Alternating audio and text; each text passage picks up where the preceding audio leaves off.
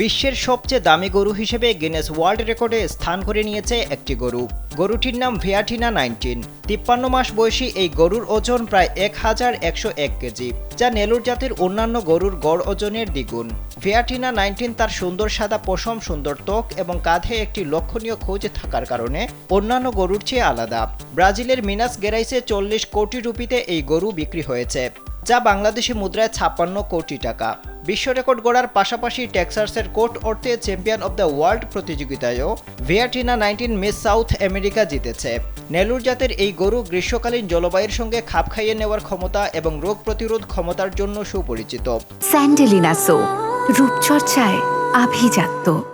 এই কারণে প্রজনন কর্মসূচির জন্য বিশ্বব্যাপী ভিয়াটিনা 19 ভ্রূণের চাহিদা বাড়ছে। ভিয়াটিনা 19 এখন পর্যন্ত অর্জিত পরিপূর্ণতার সবচেয়ে কাছাকাছি। ব্রাজিল এখন বিশ্বের বৃহত্তম নেলুর গরু প্রজননকারী দেশ। এই জাতটি আর্জেন্টিনা, প্যারাগুয়ে, ভেনেজুয়েলা, মধ্য আমেরিকা, মেক্সিকো, মার্কিন যুক্তরাষ্ট্র এবং অন্যান্য অনেক দেশে রপ্তানি করা হচ্ছে। মূলত এই পেশিবহুল জাতটি ভারতের অন্ধ্রপ্রদেশের প্রকাশম জেলা থেকে উদ্ভূত হয়েছিল এবং খ্রিস্টীয় যুগের প্রায় 200 বছর আগে আর্যরা প্রথম এটি প্রবর্তন করেছিল।